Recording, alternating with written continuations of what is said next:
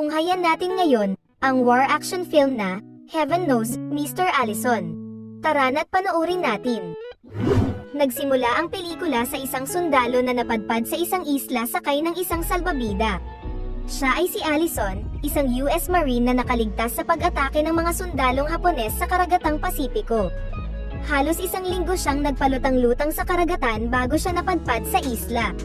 May mga kabahayan sa isang bahagi ng isla ngunit wala ni isa man tao siyang natagpuan doon.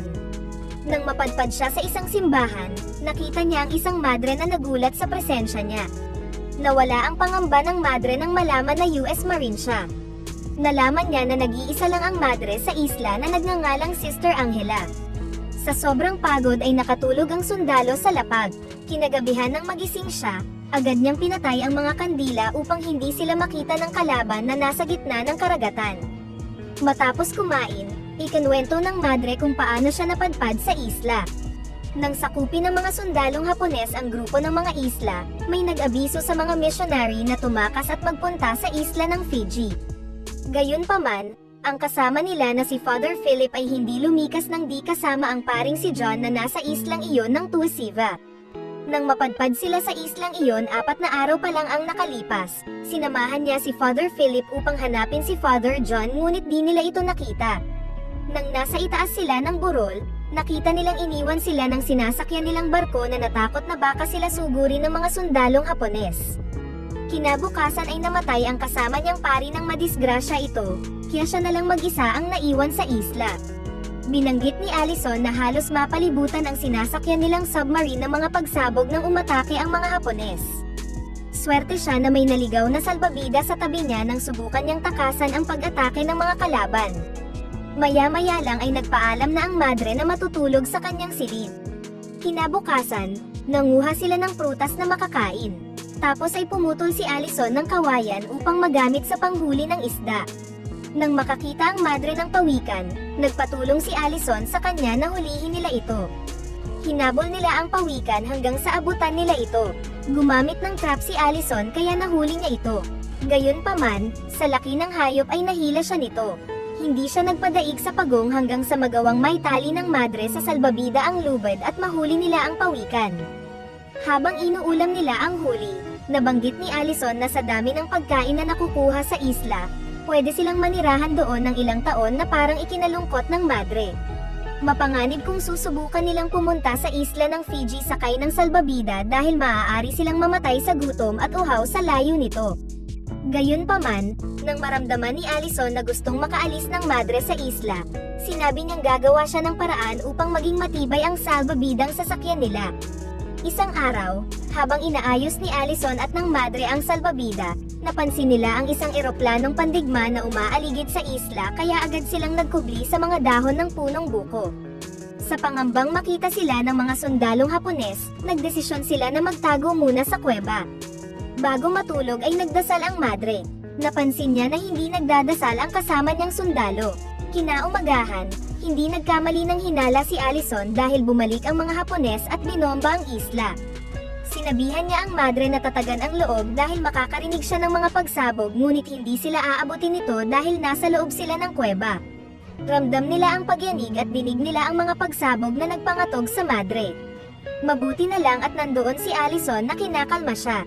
Nang humupa na ang mga pagsabog, nakita niyang nawasak ng mga pagsabog ang mga kabahayan, simbahan, taniman at ang salbabida na sasakyan sana nila papuntang isla ng Fiji. Sumunod na araw, napansin ni Allison ang barko ng mga Hapones na papalapit sa isla. Di nagtagal ay nagbabaan na ang mga sundalo sa isla. Dumaong sila sa isla upang gawin itong kampo. At ito ang malaking hamon sa dalawa kung paano nila tataguan ang mga kalaban. Bumalik agad sila sa loob ng kuweba upang hindi sila makita ng mga sundalo at nanahimik doon. Mula sa loob ay naririnig nila ang tunog ng putok ng mga baril at pag-uusap ng mga sundalong tila may hinahanap. Sa kabutihang palad ay hindi nakita ng mga sundalo ang kuwebang tinataguan nila. Gusto na sanang sumuko ng madre sa mga Hapones ngunit pinigilan siya ni Allison at nagsabing siya ang bahala sa kakainin nila. Kinabukasan ng madaling araw, naglakas loob si Allison na mangisda upang may kainin sila ng madre. Ilang saglit pa ay nagtago siya sa mga bato at dumapa upang hindi siya mapansin ng mga sundalong nagpapatrolya. Nang makalayo ang sundalo ay agad siyang bumalik sa kuweba upang pagsaluhan nila ni Sister Angela ang nahuli niyang isda. Tumanggi ang madre na kainin ang hilaw na isda, ngunit kinumbinsi siya ni Allison na kumain upang makasurvive sila. Sinubukan niyang kainin ang hilaw na isda at naisuka niya lang ito. Kinagabihan, sinugal ni Allison ang kanyang buhay sa pamamagitan ng pagnanakaw ng pagkain. Lihim siyang pumuslit sa loob ng barracks ng kalaban upang kumuha ng makakain. Malas niya lang dahil pamwesto sa loob ng stockroom ang dalawang sundalo. Wala siyang nagawa kung hindi ang maghintay ng tamang pagkakataon upang makapagpuslit ng pagkain. Di nagtagal ay inantok at nalasing ang mga sundalo na agad ding nilisan ang imbakan. Sinamantala ni Allison ang formation at flag ceremony ng mga Hapones sa umaga upang makalayo siya nang hindi napapansin. Pagdating sa kuweba ay pinagalitan siya ng madre dahil nag-aalala ito sa kanya. Sumunod na araw, binigyan ni Allison si Sister Angela ng bulaklak at suklay na ikinasiya niya. Ngunit nagwika ang madre na hindi siya gumagamit ng suklay, dahil bilang madre ay dapat manatiling maigsi ang kanilang buhok kaya itinago niya na lang ito bilang memorya. Hindi maitago ni Allison ang nararamdaman sa magandang madre. Tinanong niya ang madre kung pwede nitong talikuran ang bokasyon at mamuhay bilang ordinaryong tao na pwedeng magkaasawa. Sinagot siya ng madre na ang panata ng isang madre ay hindi biro at sa ngayon ay ang Diyos lamang ang kanyang minamahal. Nadismaya si Allison sa narinig, ngunit nabuhayan siya ng loob nang sabihin ng madre na hindi pa siya nanunumpa at pwede pa siyang tumiwalag kung hindi pa buo ang kanyang puso't isipan sa pagmamadre. Kasunod nito ay narinig nila ang mga putukan at pagsabog sa labas ng kuweba. Nang sumilip sila sa labas ay nakita nila sa gitna ng karagatan ang nagaganap na digmaan sa pagitan ng hukbong Amerikano at hukbong Hapones. Sa layo ng labanan ay liwanag lang ng mga pagsabog ang nakikita nila.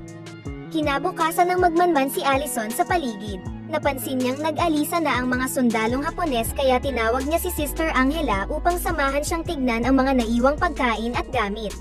Napasayaw sa tuwa ang dalawa at sinimulang linisin ang kani-kanilang sarili.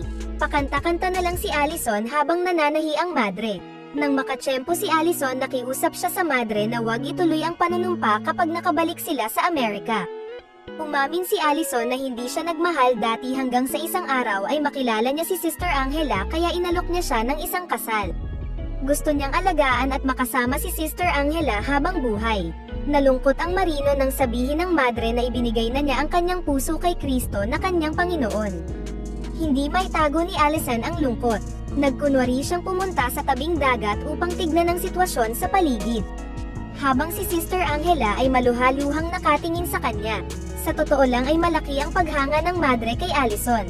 Gayunpaman, kailangan niyang pigilan ang nararamdaman dahil gusto niyang manatili ang pananampalataya ng kanyang puso sa Diyos. Nang magtakip silim, nagpa siya ang dalawa na manuluyan sa barracks na iniwan ng mga Hapones. Habang kumukuha ng bigas ang madre sa sako, napansin niya ang isang bote na may laman. Pinakita niya ito kay Allison na nagsabi sa kanya na ang laman ng bote ay sake o alak ng mga Hapones. Sinimulan niyang inumin ang alak tapos ay walang pag-aalinlangan na tinagayan niya ang madre. Nang gumuhit ang alak sa katawan ng madre ay nabigla ito kaya kumain na lang siya habang si Allison naman ay patuloy na ininom ang alak hanggang sa malasing siya. Nang tanungin ng madre kung okay lang siya ay sinagot niya ito ng pabalang. Nang questionin ni Allison ang kagandahan ng madre, iniba ng madre ang usapan at niyaya siyang maglaro ng dama na tinanggihan ni Allison dahil parang ibang dama ang gusto niya. Napaiyak ang madre nang sabihin ni Allison na habang buhay na silang mananatili sa isla at walang silbi ang pagiging madre niya. Nang subukan ni Allison na yakapin ang madre, lumabas ito sa ulanan at tumakbo palayo. Hinabol siya ni Allison ngunit hindi siya nakita nito. Kinaumagahan ay makikita ang madre na nanginginig sa ginaw. Di nagtagal ay natagpuan siya ni Allison. Pabalik ng kubo, napansin niya na bumalik ang hukbong Hapones kaya tinungo niya ang kuwebang pinagtataguan nila. Kinabukasan, dahil nagdedeliryo ang madre at giniginaw, hinubad niya ang suot na uniforme upang gawing pangkumot sa babaeng minamahal niya. Dahil hindi sapat ang pangsaklob sa may sakit na madre, desperadong lumabas si Allison upang magnakaw ng kumot sa tent kahit pa may mga sundalong nagsasanay sa harapan nito. Sa pagkakataong ito ay nakita siya ng kalaban. Agad niyang nilabanan ito at sinaksak sa dibdib tapos ay hinila niya palabas ng tent upang ihulog sa tabing dagat. Nagawa niyang makabalik sa kuweba dala ang makapal na kumot. Wala silang nagawa kung hindi ang hubarin ang basang suot ng madre at balutin ng makapal na kumot upang gumaling siya. Nang magkamalay ang madre, nagulat siya nang malamang kumot lang ang nakasaklob sa katawan niya. Humingi ng paumanhin si Allison na nagsabing nagkasakit ang madre dahil sa kanya. Napag-isip-isip ng madre na hindi niya matatakasan ang katotohanan na posibleng hindi ipagkaloob ng Diyos ang kanyang huling panata na nagbigay ng pag-asa kay Allison. Gayunpaman, isang malaking problema ang dumating nang matagpuan ng mga Hapones ang bangkay ng napatay niyang sundalo. Inutos ng opisyal na sunugin at suyurin nila ang bawat parte ng isla hanggang sa matagpuan nila ang taong pumatay sa kasamahan nila. Walang nagawa ang dalawa kung hindi ang magkubli at manalangin na sana ay hindi mapansin ng mga Hapones ang kuwebang tinataguan nila. Ilang saglit pa ay narinig ni Allison na nagbanggit ang isang kalaban na lumabas ang sinuman na nasa loob ng kuweba, at kung hindi ay maghahagis sila ng granada sa loob. Imbis na granada ay may sumabog na mga bomba galing sa itaas. Napagtanto ni Allison na 12-dosenang eroplano ang naguhulog ng bomba sa paligid ng isla kaya tumakbo siya palabas para tignan. Natuwa siya nang malamang kakampi niya ang mga naguhulog ng bomba sa mga kalaban. Nanatili sila sa loob ng kuweba habang nagaganap ang labanan sa labas. Ilang saglit pa ay napagtanto ni Allison na kailangan niyang tulungan ang kanyang mga kabaro upang mabawasan ang masasawi o masusugatan. Buwis buhay niyang nilabas ang kuweba at sinira ang mga kanyon ng kalaban na nakatago. Nasugatan ang kanyang balikat dulot ng mga pagsabog. Sa wakas ay nagawa niyang masira ang lahat ng kanyon ng kalaban. Nakaligtas si Allison at muli ay nagkita sila ng madre na agad binalutan ang sugat niya. Maya-maya lang ay nakita nilang nasa pampang na ang mga kasama niyang marino. Alam nilang maaaring iyon na ang huli nilang pagkikita kaya nagpaalam na sila sa isa't isa. Umaasa si Allison na aatras ang madre sa huling panunumpa niya at magsasama sila bilang mag-asawa. Ngunit sa ngayon ay si Allison ang taong gustong makasama ng madre saan man sila magpunta at yun lang ang maipapangako niya. Sa huling eksena, ni-rescue si Allison at Sister Angela ng mga US Marines.